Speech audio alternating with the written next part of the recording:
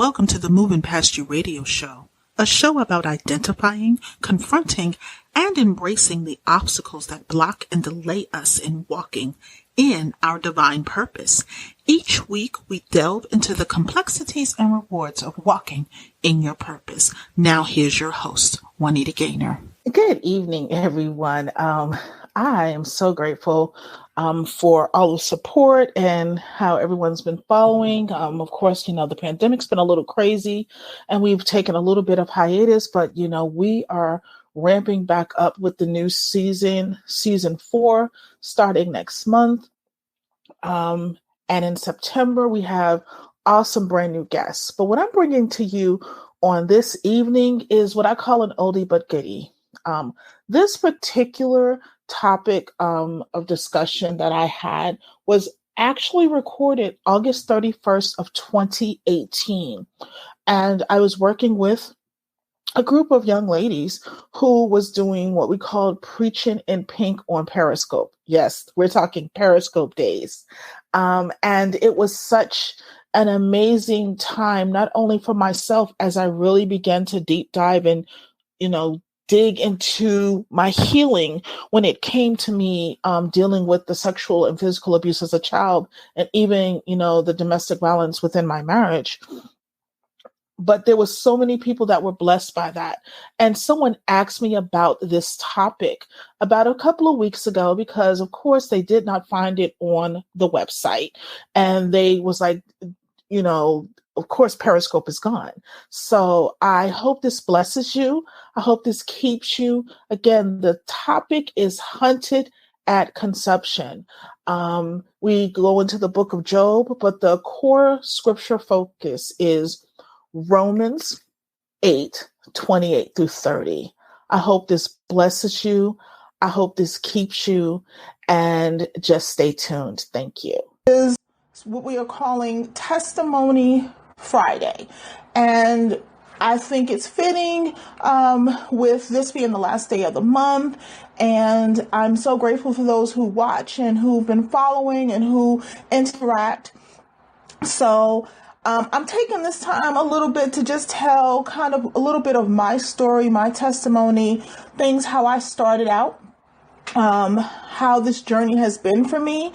And my prayer is that someone can be inspired, someone can be touched, someone can know that they're not the only one that was in this predicament or has gone through these trials or these tribulations, that they too can go through these, but always there's a purpose. And so for me, today's topic is, if you've seen it, is hunted at conception. And I know it can be a jolt. When seeing that topic, you're like, what do you mean? What are you talking about? When I was younger and coming up, the book of Job is a book that for some reason that I always really loved. I could read that particular book of the Bible all the time. And I would just be amazed at how many of the things that Job was doing or saying, I was doing and saying myself in my life, because I couldn't understand what the purpose for me going through the trials and the tribulations that I was going through in reference to being on earth. And so when I say hunted at conception, it was like if you go to Job, the first chapter in verse 8, and the enemy, the devil, was saying, you know what? I don't have anybody. Who can I, mess with? Who can I come after? And God said, have you considered my servant Job? And the devil was like, please, if you take everything from him, he's definitely going to curse you. He's going to die. He's not going to continue to follow you. And so therefore, God allowed him to strip him of everything, but he said, you cannot touch his life. You cannot touch his life at all. You could take everything else, but his life belongs to me. And so after I'd gone through counseling sessions and really began to deal with a lot of the traumas that I dealt with, I reflected back on the book of Job and why I loved it so. So it was like the enemy said, hey, I want to test her. And yeah, no, she's not on this earth yet, but I am going to make her life a living hell from the time conception is thought of, so that she will never serve you. And when I think on it, from the time I've stepped foot on this earth and was birthed onto this earth, it's been crazy. It's been, ups and downs, whatever. So for most who do not know my story, I am a survivor of child physical abuse and sexual abuse, and I'm also a domestic violence survivor. My mother was a heroin addict from the time, from what I know now, from the time in which she was 14 or 15 years old. And we have an older brother who was taken from her because of her drug use. And we know there's another sister out there who was also taken because of her drug abuse. With her taking drugs, between me and my younger brother, we've had health issues. We have other, physical issues. She was also very abusive. So what a lot of people didn't know at the time was my mother, at the age of 5, my mother was very involved in heroin. And at the age of 5, I remember it was the day that I learned that sex was a means to an end, that there was no emotion to it, and women couldn't be trusted. It was the day that my mother decided that she didn't have cash to pay for her drugs. And so that day I became her currency. And hence went just a downward spiral of my existence that I knew. It became a spirit was entered into me that was at that age, I had not been prepared for. When they say, children should grow up and learn and be nurtured, that is true. Why there's a reason why we are protected. We're supposed to be protected from certain things while we're allowed to grow. There's a reason why things, shouldn't happen before puberty. There's a reason why you should be in a committed relationship or marriage before entering into intimate contact.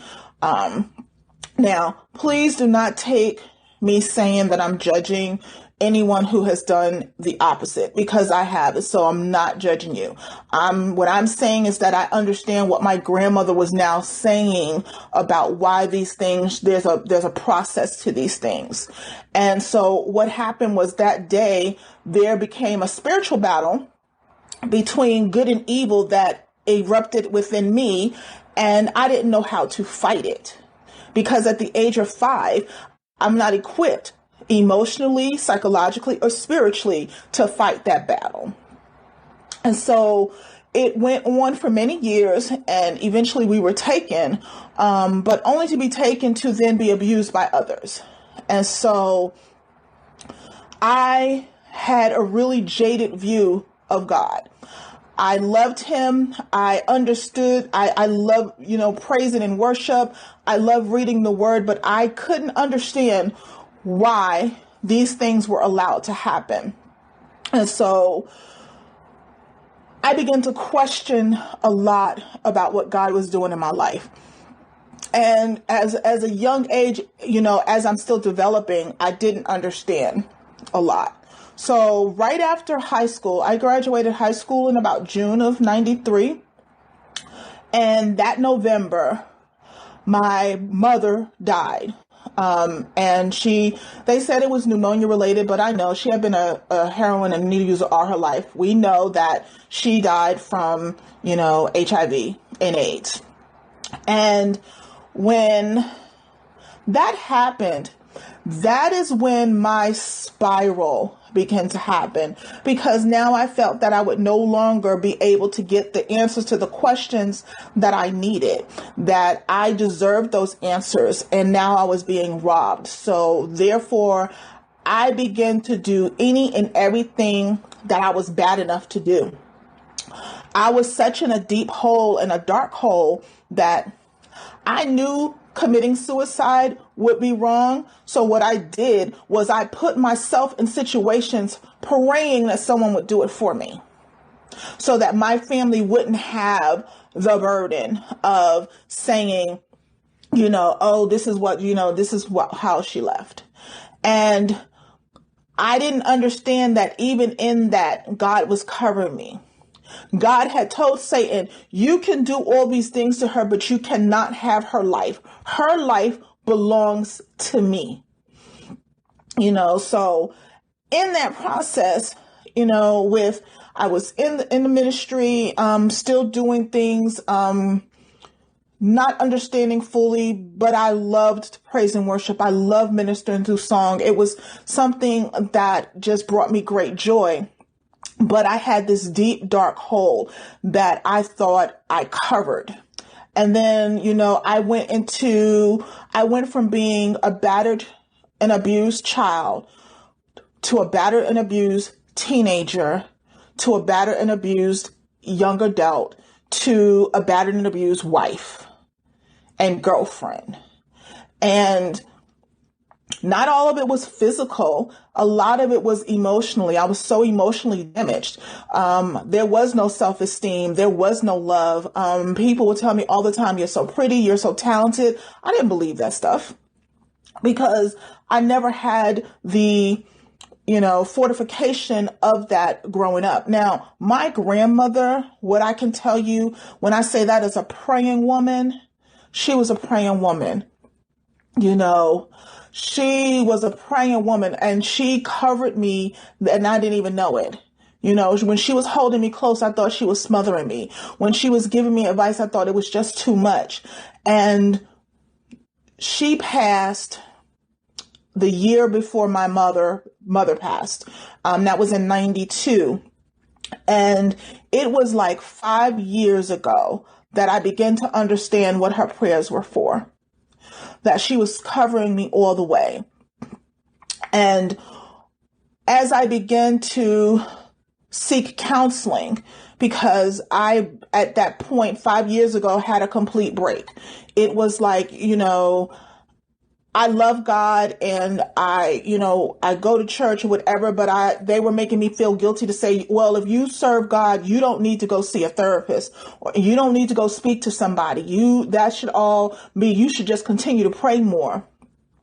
And I just said, you know what? I can't believe that. I can't believe that God has given people this knowledge and this, insight to help others. I can't believe that we're not supposed to use them. That's like saying that I have, a bad heart. And because I'm a Christian or, a Muslim or a Hindu, whatever, your religious pattern is or foundation is, that I should forego things based on that, unless that is what the belief is. So what I did was with my asthma, I'm an asthmatic, I'm a chronic asthmatic. I don't sit up there and say, well, you know what? I'm going to continue to pray while I can't breathe. And I said, I decided to take that same action with my mental health. And once I did that and I began to talk with a therapist, I remember the day, my first appointment, and she was, so sweet and she got it. She had worked with people who had been abused sexually and physically. She had, was a domestic violence advocate. She had worked with organizations that I'm familiar with. So I was very comfortable with her. But, you have a psychotherapist, which is the person you speak to, and then you have a psychiatrist, which is the one that you can give you the prescriptions for your medication. And, the psychiatrist came in and he was talking to me and he was asking me, had you ever been on medicine? And I said, yeah, they used to give me Valium all the time as a kid. I didn't think anything of it. And he said, well, you've never been in counseling. You've never done. And I said, no, they didn't do any of those things. They just handed me the pills and was like, take these and you should be fine. And what he said to me was, I'm not going to give you medication right now, not because you don't need it. He says, What the reason I'm not going to give it to you is because I don't have a solid history. He says, I want you to speak with your psychotherapist and I want you to talk through these things. He's like, if we can't get you down, then we'll consider medicine. But he said something that made it click all for me. He said to me, it's okay that you're not okay. And it was the first time that someone made me not feel guilty for feeling, abused and neglected and questioning why I wasn't protected. I finally had someone who was telling me that, yes, you should have been protected. Yes, that is, that person's job. You shouldn't feel bad about, feeling that you should have done that. Those are your feelings to have. And as I began to talk through things and work through things and begin to reading my word more, there was a better understanding now of the word. I began to understand the full attack. The book of Job opened up so much more for me because now I got it. I really, really got it. I really got it. It was just like, wow, I get, we as people of God and Christians, and I'm saying Christians because that's what I am. I'm a Christian. So I don't want anyone else to feel like I'm slighting you or anything like that. So please don't feel that way. So when I began to look at things and I look at the points in my life when I was at high points, and then I would come crashing down, but I still served him. Because in my mind, there was it didn't make any other sense not to serve him. Did I fall off? Yes, I did. Did I sometimes just didn't go because, people at church hurt me or, they would mistreated me and abused me? Yes. There was times that I walked away? Absolutely. But I continued to press forward. So, just in the last 2 years, I was at a really, really high place. I thought, nothing could touch me. But then what happened is that I kind of forgot who was keeping me because I got so comfortable. And then I feel like, I can hear, Satan like, there she go. Watch. Let me have her. Let me have that. Just let me have it. I guarantee you she's going to walk away this time. Yeah, I didn't. And the reason why I didn't is because when God restores, he restores and opens doors that I couldn't even imagine. 2 months ago, if someone had told me that I would even be doing this or on Periscope, even speaking about this, I would have never believed you. If 2 months ago, if someone said to me, even a year ago, not even a year ago, if a whole month ago, 30 days ago, 2 weeks ago, someone told me that I would have the opportunity to host my own radio show, speaking on these issues, helping others with these issues, I would have never believed you.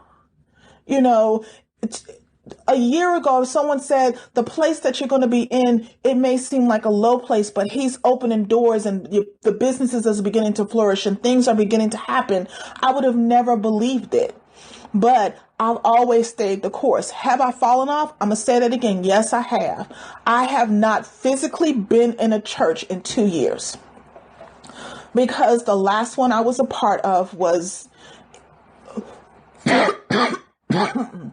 excuse me, it was so emotionally damaging to me that I just backed up. And I was just like, I need to really just reconnect with God and find out where he wants me to be and take all of these burdens off. And, I had picked up drinking again really heavily, things like a Magnum bottle of wine a day. I'm not even going to lie. I'm being real transparent because I need somebody to understand that these are the things that happens when in your life. Just because you say you're a Christian and you're saved and you're serving, these trials and these tribulations, they happen. The things, you fall off, you slack up, you back up, they happen. That doesn't mean he doesn't love you. Marvin Sapp, in his, song, when he says, he is mine, I'm his, it doesn't matter what I did. He only sees me for who I am. That's the song, He Saw the Best in Me. And, he was writing that song about his father. And when you think about God, he's yours, you're his. It doesn't matter what you did.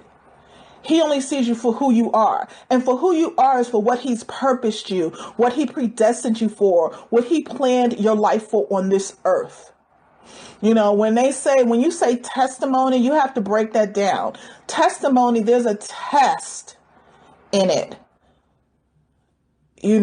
There's a test, that you have to go through to get to the testimony, meaning the telling of the story, the showing of where it comes from. It doesn't mean that you're just floating on this earth. Sometimes it does feel like you are. Sometimes it's just like, Lord, what is going on? Why am I going through these things? And it's not a lot of the trials and tribulations that you're going through is for you, but it's always for someone else.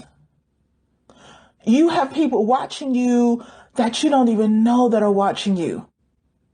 I know I have people watching me that I don't even realize that's watching me. They want to see what my day-to-day is. They want to see how I say certain things. And what I've learned to do is to be careful with my words, choose my words. Yes, I do have my days. And some, I have friends. One time, I think the one time I just completely just lost it on Facebook. And I had friends reach out to me and was like, okay, what is going on? Because I'm usually a little bit calm and collected when it comes to social media. But there was a trigger that happened, and, I had to face it. I had to deal with it, so you're going to have those things. So the scripture that I put into the title is from Romans 8:28. This is one of my favorite scriptures. I'm reading from the King James Version, and it says, as we know that all things work together for the good of them that love God, and to them who are called according to his purpose. For whom he did foreknow, he also did predestine to be conformed to the image of his Son, that he might be the firstborn among many brethren. Moreover, whom he predestined, then he also called, and whom he called, he also justified, and whom he justified, them he also glorified. So when you think about all the things that you're going through, he knew that we were going to go through these trials and tribulations. Jesus was tested. If Jesus was tested, who's his own son, who came down in flesh to carry our burdens, risk him being, away from his father and his father turning on him to take on our burdens. If he was tested, we're going to be tested. What he did on earth was to show us how we can go through it. He got angry. He got upset. He showed all of those human emotions, but he did it all in love. And that's what I'm working on. I'm working on learning how to exhibit those emotions, but be loving in it. I can be upset, but I don't have to. There's a way you can say something to someone to be like, you really hurt my feelings. And hopefully you didn't mean it, but that hurt my feelings. And when you say something hurt your feelings, tell them how it hurt you. Because if you don't address it, it can't be fixed. And that doesn't mean if you can't do it right then and there, don't do it right then and there. Because then if you're angry and you do it, and then you come back later after you calm down, that person's not going to receive it. So walk away. I learned I had to take anger management classes. Those classes are wonderful. If you need them, go for it. What that helped me to do was to learn trigger points, to know when I could had enough, when I couldn't handle it by myself, when I had to walk away and take a breather, or put some good gospel music on or pick up my word. And sometimes, I'm going to be honest, I love all music. And sometimes if I had to put some rap on, some jazz, whatever I needed to do to get to recenter and refocus so that a conversation could be had that was productive, that's what you do. God has made all of these resources available to us. He has imparted wisdom and knowledge on the people that's providing it. So we need to begin to take advantage, full advantage of what he has allowed us to have a part of so that we can be full functioning, productive members of this earth, to really begin to walk in our purpose and live for him and to do the things that he wants us to do. His goal is for us to have life and have it abundantly so that we can provide inheritance for our children and our children's children and our children's children's children from generation to generation. So we need to come out of that. We need to just be broken all the time. No, we don't. Being broken has a time and a place.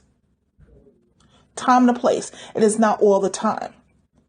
And so one other one that I began to really quote myself when I decided that I wanted healing, that I wanted to be whole, and to begin to do that, the walk, is John 5:6. And basically, this was the man by the pool. And he was saying, he had been there forever.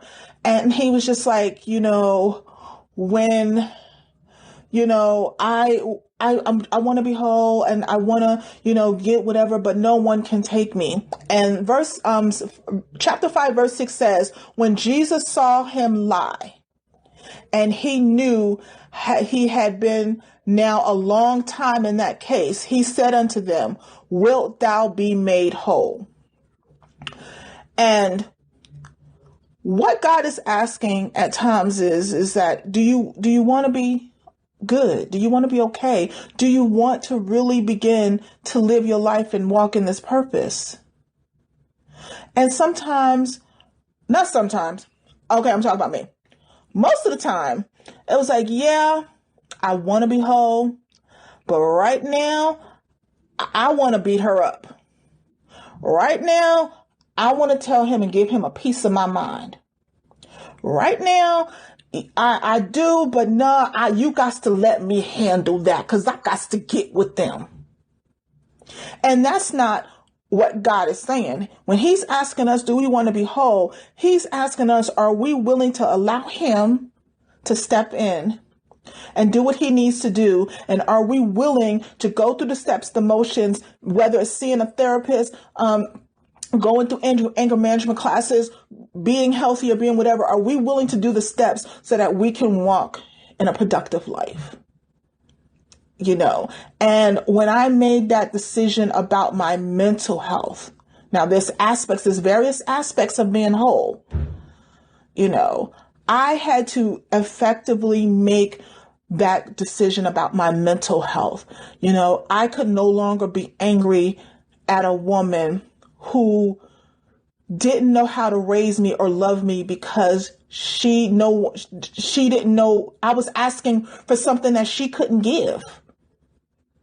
I was asking for protection when I found out years later that she herself as a child had been sexually abused. So I'm asking for something that she could never give. I'm staying angry because I'm feeling like I deserve to, whatever, but she couldn't give it to me. And what I thought was the biggest letdown and the biggest hurt is when she walked away from us. That was the best thing she could have ever done. Now, of course, you don't understand as a child at 8 years old. Why? Because even though she was abusive, she was still, my mom. You don't understand why, she walks away. But 20 plus years later, I get it. It was probably that one lucid moment when she wasn't on those drugs and she says, I gotta let him go. That was the best thing that she could have done. And the time, that she couldn't do anything else. She probably was like, I can't raise them, not the way they want to be. And you know what? And she may have said, I don't want them to have the life that I had. So she let us go. Of course, it took many years to understand that. And sometimes we have to let go of those past hurts. Sometimes God allows death in our lives. Like he'll take parents away, or friends. He has to remove that person or that situation so that we can move on to the next level, because we're so in that muck. Because had my mother still been alive, I'd have still been looking for that answer. I'd have still been like, why? And I'm looking for an answer that she couldn't give me because she didn't know herself. So my question to you is, what is it that you want to do to be whole? What are the steps are you willing to take? What are you willing to take off? Because the mask has to come off at some point. It can be, you're angry at that girlfriend who you think stole your man. It could be your brother. It could be your sister. It could be your auntie. This is what I tell anyone that is having problems with other people. I had problem with women because the one woman in my life that was supposed to cover me betrayed me at an age. And so I learned that they couldn't be trusted. And once I identified that, and I identified that women are not evil and they're not, all of these things, I began to adjust how I spoke. So now when I, hear women and they're going through whatever, what I go through now is the first thing I ask is, what happened to them as a child? Who broke their heart? So whoever you have, if you have an issue with, if you have an issue with women, myself, ask yourself this question. What was the first woman that broke your heart? It could have been that auntie who was your favorite auntie. It could have been that, girlfriend that you liked. It could have been a sister. The first woman that broke your heart. And once you trace that back to that, then you can understand how you relate to other women. And the same thing for men. Who was the first man that broke your heart? And this relates to men or women. Who was that first person that broke your heart and broke your trust? And then you can identify and dig out where that leads to. Because until you get to the core, until you're really to do the work, trust me, the work is hard. It's been 4 years since I've been in counseling, and I go all the time. And sometimes depending on high stress seasons, like I'm an accountant. So I have to up my appointments because stress, that's another way the enemy tries to get in. Like, oh yeah, this is stress season. I can really wiggle in. So sometimes I need to, talk to someone who has that particular best interest and can say, you know what, Juanita, you're thinking a little too much about that. Or yes, you're justified in thinking that way, but let me help you think of it another way. No. So I pray that this Testimony Friday was a blessing to you, that you got so much out of it. My goal always is just to impart wisdom and knowledge and to just be transparent in my story. Of course, there will be more about my particular journey in a little bit more detail, but just know that it is a process. It's a progress and a process. I am still a work in progress. I can say that the last week has been a great week. He's opened up some doors. I've been seeing how he's working in my life. I'm a little bit more grounded in my studying. Those things, I'm identifying things more now. And so it's a good week for me, and granted, again, like I said, we have those, down weeks, But don't beat yourself up about it. Don't say, oh my goodness, I'm supposed to be saved and I'm not supposed to feel this way. You know, if you need to speak to a mental health professional, please do so. If you need to speak to a life coach, do so. You know, whatever it is that in the journey in which you're trying to take and move forward, seek out those professionals that are trained and licensed. And notice what I said. I said trained and licensed. And yes, pray over the people you're looking at and searching for, because God is going to direct you to those that can help you move forward in the purpose in which He has for you. But they're there for your utilization. They're there for you to grow and to prosper. So don't feel bad that you're doing it. Don't feel bad that, you know, you're going to be less than. And if you have people around you that try to convince you that you're less than because you have to use a therapist, then you don't need those people around you. You know, I cannot speak on anyone's ministry and where you're, you know, attending and worshiping, but you should never be made to feel less than because you have to seek the help of a therapist or a specialist or a life coach. That is what God created them for. He gave them that knowledge. He gave them that specialty to help you. I want to thank you guys so much for listening and following. And thank you so much for listening and being a part of this oldie but goodie. Stick around. I'll be posting more in the weeks to come leading up to season 4. But have a wonderful, wonderful evening. Hope you're blessed, and we will speak with you soon. Have a great one. Thanks for joining us this week on the Moving Past You radio show. Make sure to visit our website at www.movingpastyou.com, where you can subscribe to the show on iTunes. If you found value in the show, rate us on iTunes or simply tell a friend about the show. Be sure to tune in next Thursday for our next episode. And remember to always be kind in your word, your thought, and in your deed. Be blessed.